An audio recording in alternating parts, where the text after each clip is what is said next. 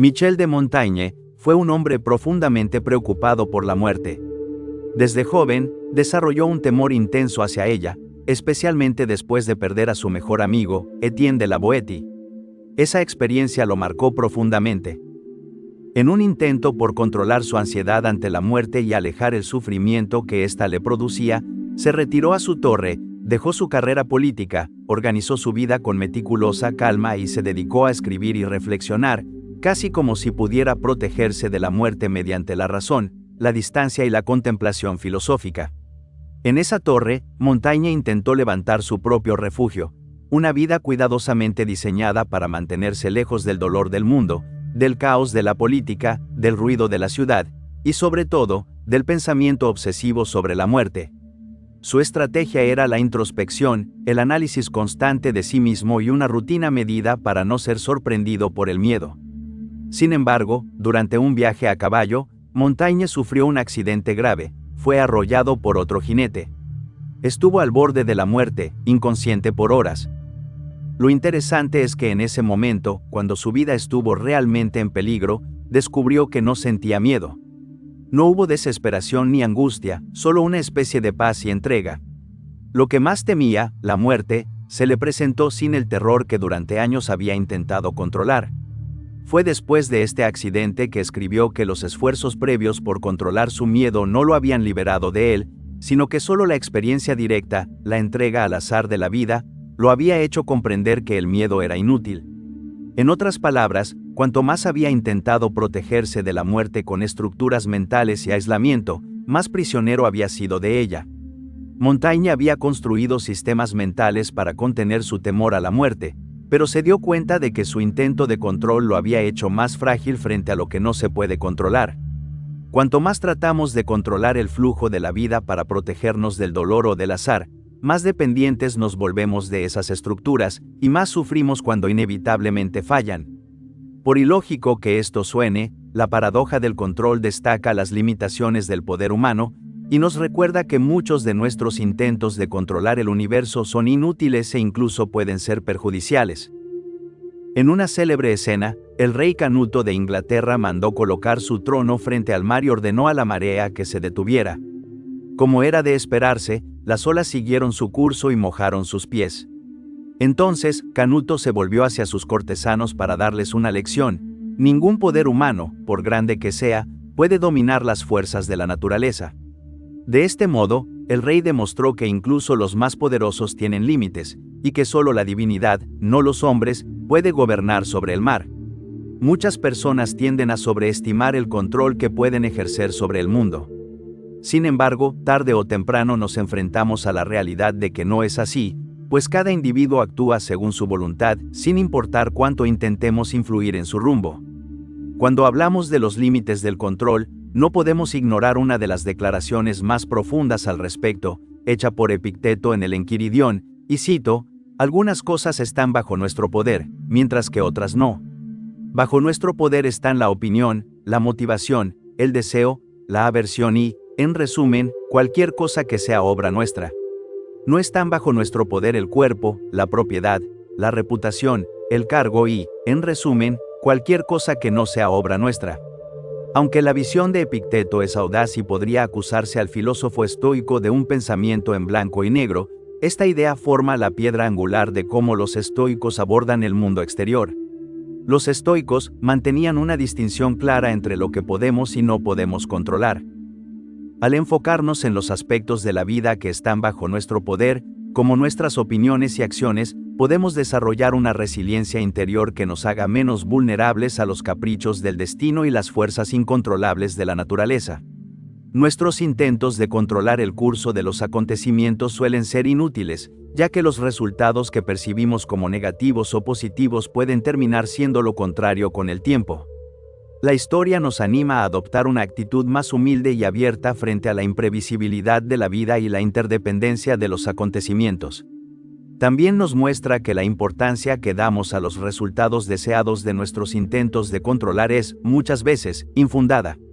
Lucio Anneo Séneca, uno de los grandes estoicos romanos, fue desterrado a Córcega en el año 41 después de Cristo por orden del emperador Claudio, bajo acusaciones de adulterio con Julia Livilla, hermana de Calígula. Para Séneca, esta caída en desgracia fue profundamente humillante, perdió su posición en Roma, su influencia política, y quedó aislado del centro del poder, en un entorno áspero y solitario. En ese momento, debió parecerle una desgracia definitiva. Sin embargo, ese exilio forzoso, que duró casi una década, fue lo que le permitió distanciarse del bullicio de la política romana y dedicarse a la reflexión, la escritura y el cultivo de su filosofía. Fue precisamente durante ese retiro cuando escribió algunas de sus obras más profundas, desarrollando el pensamiento estoico que lo haría inmortal. Más aún, cuando fue llamado de vuelta por Agripina para ser tutor del joven Nerón, su fama como pensador y su autoridad moral habían crecido gracias a esa misma experiencia que al principio parecía una desgracia. Al final, el exilio que temió, y del que sin duda habría querido salvarse, fue lo que consolidó su legado. Si hubiera tenido el poder de evitarlo, habría seguido atrapado en las intrigas romanas, sin el tiempo ni el foco para convertirse en el Séneca que hoy leemos. La desgracia que tanto temió resultó ser una bendición velada, y si hubiera logrado evitarla, quizás habría prolongado su ceguera, postergando la revelación de su destino más elevado. Así que lo que percibimos como afortunado puede ser desafortunado, y lo que creemos desafortunado puede ser afortunado. No hay forma de saberlo de antemano, porque la vida solo puede entenderse mirando hacia atrás. Entonces, ¿qué es la paradoja del control? ¿Cómo funciona y qué podemos hacer al respecto? La paradoja del control se reduce a la noción de que cuando intentamos controlar lo incontrolable, básicamente cedemos nuestro comportamiento y felicidad a algo poco fiable y fuera de control. Permitimos que esa cosa influya en nuestro estado mental porque nuestro deseo de control a menudo conduce a la ansiedad, el estrés y la frustración, y puede hacernos sentir impotentes cuando no logramos controlar el resultado. En otras palabras, nuestro deseo de control puede convertirse en una fuente de sufrimiento. Cuando intentamos controlar algo, nos apegamos a ello, queremos empujarlo en una dirección determinada, y si esa cosa externa hace lo que queremos, nos sentimos felices, pero si no lo hace, tendemos a frustrarnos o enojarnos. De esta manera, lo que intentamos controlar ahora nos controla a nosotros, porque hemos vinculado nuestro estado mental a ello.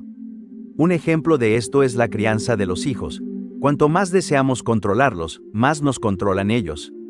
Los niños son impredecibles y tienen su propia voluntad, por lo que las ocasiones en que no harán lo que queremos serán numerosas. Tendremos un tiempo horrible si atamos nuestro estado de ánimo a sus caprichos. Según Epicteto, cuando intentamos controlar lo incontrolable, que es casi cualquier cosa externa, nos espera un camino difícil. Estaremos perpetuamente frustrados con las acciones de los demás, llenos de ansiedad por lo que pasará o no pasará, y golpeados una y otra vez por la tristeza y la ira. Aún así, muchas personas siguen teniendo un fuerte deseo de control. Alan Watts dijo una vez, el deseo de seguridad y la sensación de inseguridad son la misma cosa. Contener la respiración es perder la respiración. Es fundamental comprender esto con profundidad, porque aunque lo repitamos muchas veces, suele quedarse como una idea vaga en nuestra mente. La vida es impredecible, y a menudo nos encontramos intentando controlar todo lo que nos rodea.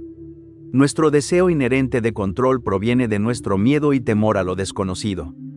Es un instinto de supervivencia que nos ayudó a prosperar y escapar de los peligros en tiempos antiguos.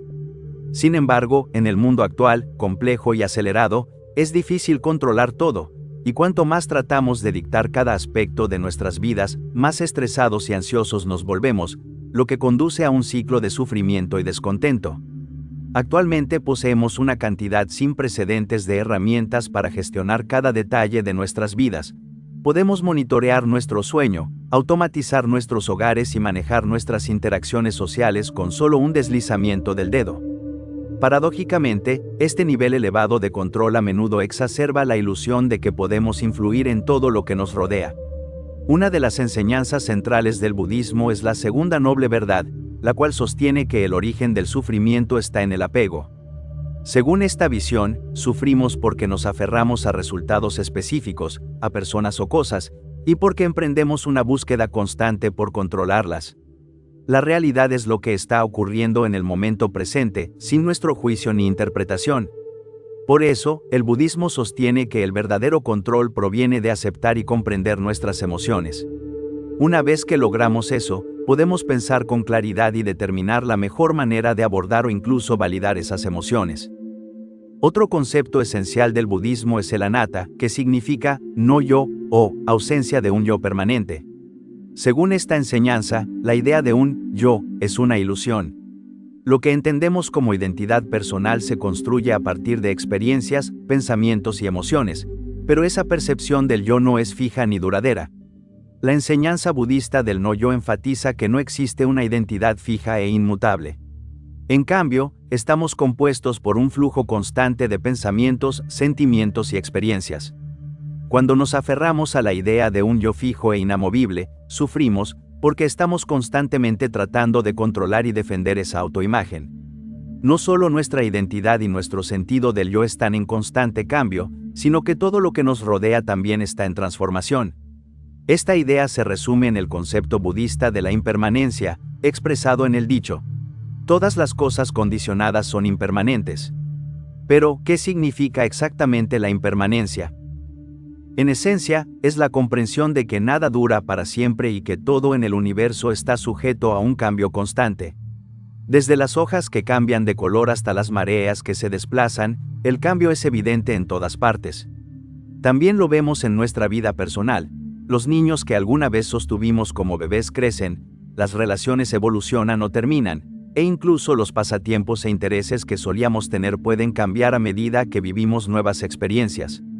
Esta forma de vivir se complementa con otra enseñanza central del budismo: la consecuencia de nuestras acciones y pensamientos, es decir, el concepto de karma. En su esencia, el karma es un concepto presente en muchas religiones orientales. La palabra karma proviene del sánscrito y significa acción. Básicamente, implica que toda acción tiene consecuencias. Estas consecuencias pueden ser inmediatas o manifestarse mucho después, pero el principio básico del karma enseña que toda acción intencionada tiene efectos, y que lo que cultivamos en la mente y en la conducta moldea las experiencias que vivimos. Cuando actuamos con la intención de controlar los resultados, podemos manipular situaciones, forzar eventos o incluso dañar a otros, ya sea directa o indirectamente. Tales acciones, impulsadas por el deseo de control, pueden generar karma negativo, lo que a su vez puede traer consecuencias no deseadas. Por el contrario, actuar sin apego excesivo a los resultados puede fomentar naturalmente un karma positivo. Este enfoque equilibrado está en línea con lo que Buda llamó el camino del medio. Según el budismo, el camino del medio es una vía de moderación entre los extremos de la indulgencia sensorial y la mortificación del yo. El camino del medio fue moldeado por la propia experiencia del Buda. Al principio, vivió como príncipe rodeado de lujos y placeres, pero luego renunció a esa vida en busca de la verdad, sometiéndose a prácticas ascéticas extremas hasta casi morir. Al darse cuenta de que ninguno de esos extremos conducía a la iluminación, eligió un camino equilibrado. El camino del medio aconseja no dejarnos llevar por extremos, como disfrutar en exceso de los placeres o ser demasiado severos con nosotros mismos. Nuestro deseo de control puede considerarse uno de esos extremos. Por un lado, está la urgencia de controlar todo, lo que conduce al estrés, la ansiedad y la decepción inevitable. Por el otro, la apatía total, donde uno se convierte en un mero espectador de la vida, sintiéndose impotente y a la deriva. Pero todo esto viene de la mano con una aceptación radical. De hecho, algunas experiencias pesan sobre nosotros como una cruz que es casi imposible de soportar, nos paralizan con culpa o nos hacen escondernos en la vergüenza. Y en otros casos, nos dejan con una cantidad inmensa de dolor que debemos procesar. Muchas personas o bien luchan o esconden la cabeza en la arena, y nunca aceptan cómo son las cosas realmente. Pero solo existe una manera de avanzar, y empieza con aceptar la realidad tal como es, lo cual en algunos casos es un acto de radicalismo. Buda usó una metáfora muy cercana que ilustra esto con precisión, y cito: cuando alguien es herido por una flecha, si esa persona se obsesiona con quién la disparó o por qué lo hizo, solo se añade más sufrimiento. El sabio se ocupa primero de extraer la flecha. Lo único que eventualmente conduce a la sanación es la aceptación de que este evento, sin importar su brutalidad, tuvo lugar. Avanzar en cualquier situación, y también encontrar formas de procesarla realmente, solo se logra mediante la aceptación. Esto no significa que aprobemos o justifiquemos ningún comportamiento, significa que reconocemos, con honestidad, lo que está ocurriendo en nuestro entorno y dentro de nosotros mismos. Muchas personas ven la aceptación como una forma de rendición, como si fuera sinónimo de debilidad. Pero, si somos sinceros, pocas cosas son más débiles que la negativa a ver la realidad tal como es. No es sorpresa que los seres humanos a menudo recurran a las formas más creativas de endulzar, minimizar, ignorar y negar. Empujamos el trauma a las sombras, ahogamos nuestro dolor en el alcohol o incluso creamos una completa red de mentiras que nos protegen de darnos cuenta de lo que realmente está ocurriendo. Estos son solo mecanismos de defensa para alejarnos de la fealdad de la verdad. Las personas se quedan atrapadas durante muchos años, en algunos casos toda una vida, porque se niegan a enfrentar aquello de lo que han estado huyendo. Una vida de negación puede consumir a alguien desde dentro, crea disonancia cognitiva, desde esconder silenciosamente la cabeza en la arena, hasta arremeter violentamente como mecanismo de defensa. Cuando nos encontramos en una situación de dolor, por horrible que sea, la única forma de no quedarnos atrapados es la aceptación. Y cuando el dolor es abrumador y la realidad parece demasiado pesada para soportarla, entonces el acto de aceptar se vuelve radical. Y esto es aún más cierto cuando nos hemos estado mintiendo a nosotros mismos durante tanto tiempo, y nuestras mentes se han convertido en ollas a presión a punto de explotar. La aceptación radical implica reconocer aquellas cosas que resultan dolorosas, como el abuso parental, aspectos de nosotros mismos que detestamos, el hecho de sufrir una enfermedad, o los crímenes cometidos en el pasado y la culpa que de ellos deriva. Es necesario finalmente soltar y superar aquello a lo que hemos resistido durante tanto tiempo. Porque lo que resistimos, persiste, y lo que aceptamos, superamos. Es vital hacer la distinción estoica entre las cosas que dependen de nosotros y las que no. No podemos controlar el mundo exterior, no podemos cambiar el pasado, no tenemos certeza sobre el futuro. Sin embargo, sí controlamos la posición que tomamos frente a la vida. Como dijo Søren Kierkegaard, la vida solo puede entenderse hacia atrás, pero debe vivirse hacia adelante. No podemos cambiar las cosas para mejor si no las reconocemos. No pondremos un vendaje en una herida si negamos su existencia desde el principio. Y si vivimos la vida en la ignorancia, basados en mentiras, podríamos intentar cambiar una realidad falsa, lo cual es insano y también contraproducente. La aceptación radical significa que tomamos una respiración profunda, nos ponemos derechos, con los hombros hacia atrás, y miramos al abismo directamente a los ojos. Envía un mensaje al mundo exterior de que estamos dispuestos a abrazarlo, que no retrocedemos ante las consecuencias de hacerlo, y que confiamos en que encontraremos la manera de afrontarlo. Abrazar la realidad de la imprevisibilidad de la vida, en lugar de intentar controlarla, puede ayudarnos a construir una mentalidad más resiliente. Cuando aceptamos que hay aspectos de la vida que no podemos controlar, podemos enfocarnos en lo que sí podemos, nuestros pensamientos, emociones y acciones.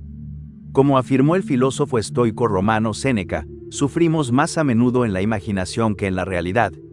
Así que, al reconocer y soltar nuestra necesidad imaginaria de control, podemos liberarnos del sufrimiento y la ansiedad que no nos sirven.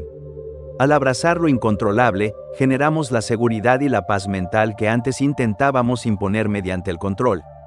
En lugar de obsesionarnos con lo que no podemos controlar, podemos enfocarnos en cultivar resiliencia y adaptabilidad internas. Esto requiere una mentalidad que valore la flexibilidad, la apertura y la disposición a cambiar de rumbo cuando sea necesario. Como dijo el psiquiatra suizo Carl Jung, no soy lo que me ocurrió, soy lo que elijo ser. A medida que aceptamos la naturaleza impredecible de la vida, aprendemos a soltar la necesidad de control y, en su lugar, a cultivar nuestra fuerza interior y el coraje necesarios para afrontar el destino. Como también afirmó Séneca, nuestra falta de confianza no es el resultado de la dificultad surge de nuestra falta de confianza.